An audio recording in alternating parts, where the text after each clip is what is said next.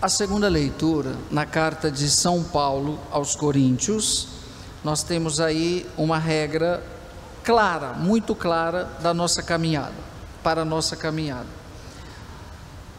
Aqueles que conhecem Jesus, fazem uma experiência profunda com Ele, essa caminhada se dá com um único elemento, pela fé.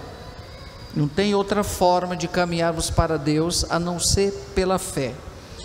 Fé essa sustentada na confiança, que nada mais é do que a esperança, que faz parte da trilogia de Deus. Mas São Paulo também está dizendo uma outra coisa.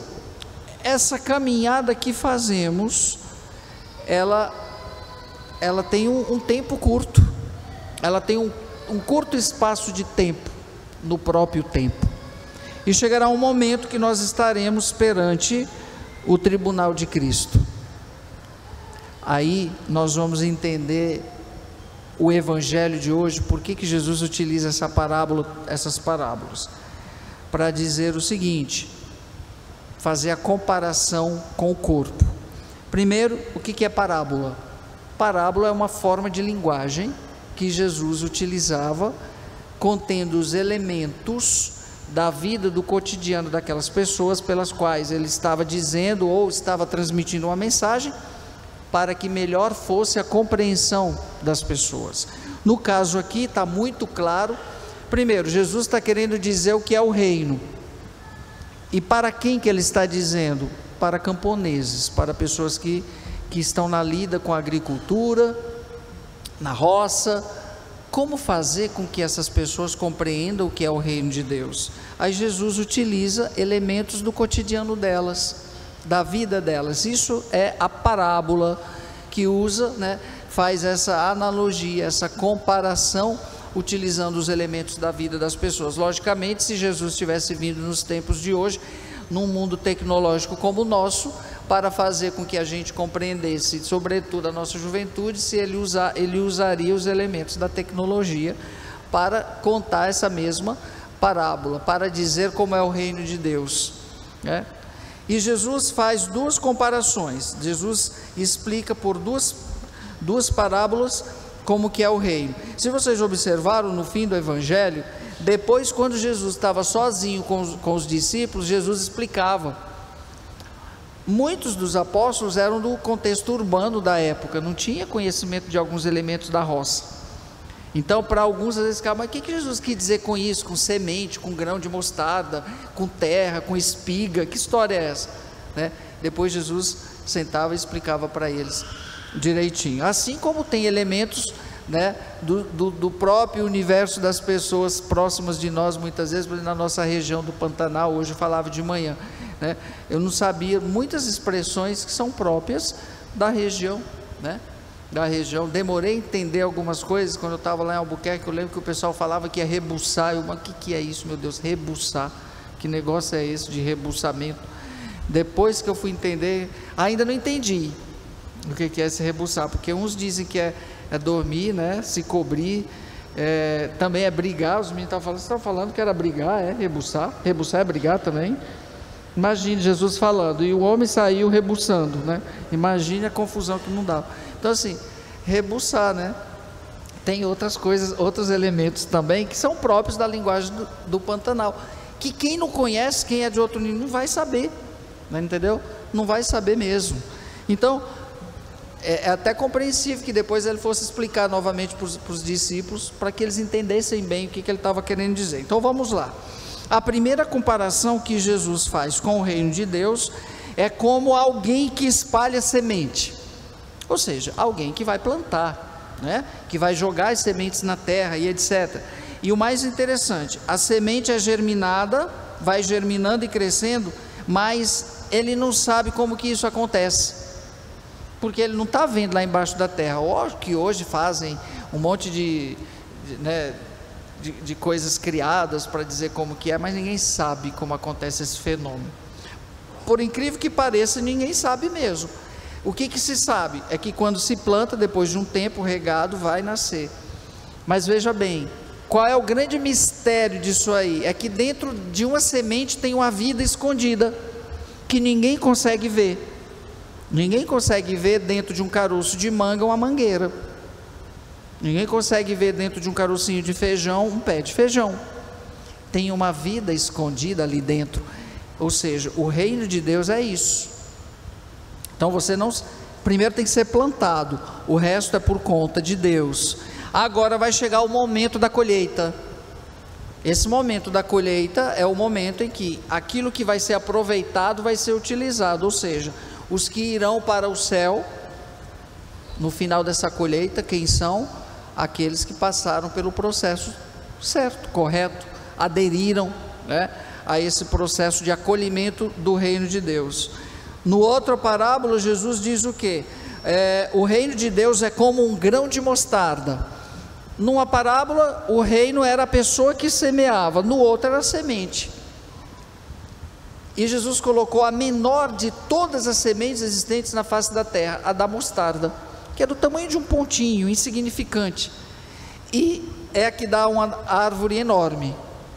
Você fica assim, como que pode uma semente do tamanho de um ponto dar uma hortaliça imensa onde os pássaros vêm fazer ninho? Esse é o mistério do reino de Deus, ele nasce, vai germinar onde tiver terreno próprio para que ele cresça. E esse terreno na parábola do semeador é o que? O coração das pessoas. O reino é semeado.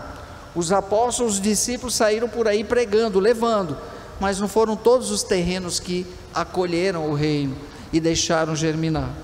E em alusão ao que São Paulo está falando na carta aos Coríntios, que vai chegar um momento que esse corpo, que nós, quer estejamos no corpo, nós vamos ter que deixar essa morada. O nosso corpo é também como uma semente,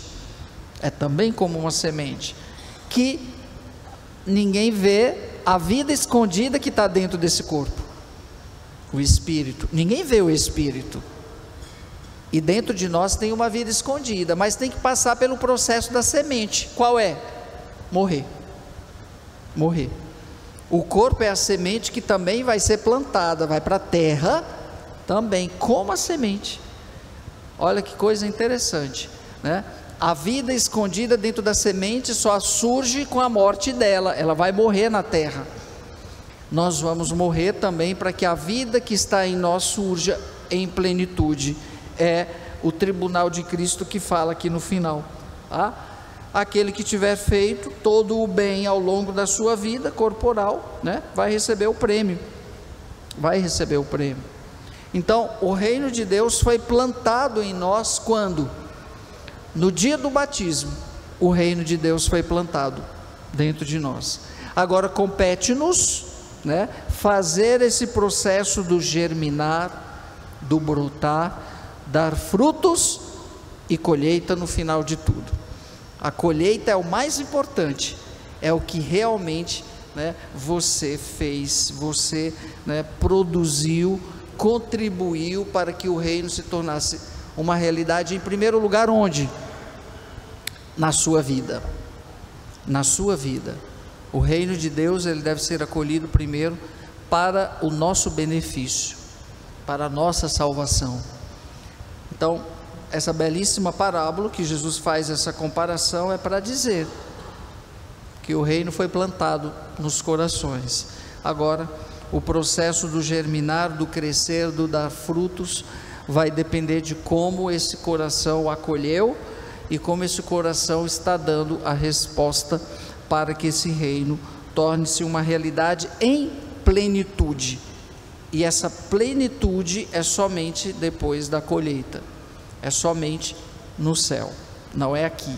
Nada nessa vida perene, terrena, é plena, nada é pleno aqui, tudo é imanente. O que significa isso? Começa e termina aqui mesmo, tudo começa e termina aqui mesmo. A única coisa que vai transcender é o Espírito. O Espírito transcende, porque ele não é do tempo, ele está aprisionado. Olha que coisa interessante, o nosso espírito, ele está aprisionado no corpo, no tempo, mas ele não pertence ao tempo, ele está aprisionado. E como que a gente sabe disso, padre? A consciência A consciência, ela transcende. Um exemplo clássico, bem simplesinho, para a gente entender melhor, é sonhar. Quando você está dormindo, você não sonha? Ou seja, quando você está dormindo, que você está sonhando, significa que a sua consciência continua ativa, viva. Ou seja, o sonho depende do corpo para ser sonhado? Não, mas naquele momento está no corpo, mas ele é transcendente. Tanto é que no sonho você vai onde você não imagina, você conversa com quem você não imagina, você faz coisas no sonho que você jamais faria, porque ele é transcendente. O sonho ninguém consegue pegá-lo, você não tem controle sobre ele, você não pode dizer, hoje eu quero sonhar com fulano, você nunca vai poder dizer isso.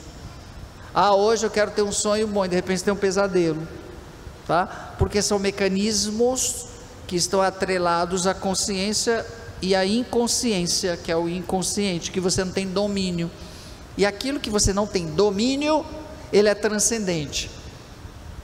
Essa é a grande frustração do ser humano, que a gente gostaria de ter domínio sobre tudo, né? Todo mundo gostaria de dominar. Qual é a coisa que todo mundo aqui gostaria de dominar? Tem uma coisa que é incomum, tem uma coisa que todo mundo gostaria de ter o domínio sobre ela, sobre a morte. Todo mundo gostaria de ter domínio sobre ela, né? Ninguém quer morrer, já perguntei isso aqui várias vezes, né? Todo mundo quer ir para o céu, mas ninguém quer ir agora. Então, para dizer, gente, aliás, a frustração do ser humano por ser essa. Agora, quando eu abraço um ideal que é transcendente nessa vida, a minha perspectiva e a minha relação com a morte muda completamente, porque eu passo a compreender que eu estou aqui somente numa passadinha, rapidinho. Por isso que a gente tem que estar todo dia com os olhos voltados para Deus, porque a qualquer momento poderemos estar diante desse tribunal aqui. Também é uma linguagem figurada, no tribunal, ou seja, diante de Deus, para recebermos aí o nosso prêmio. E São Paulo fala bem claro, prêmio ou castigo. São Paulo está falando, não é o Padre Fábio não.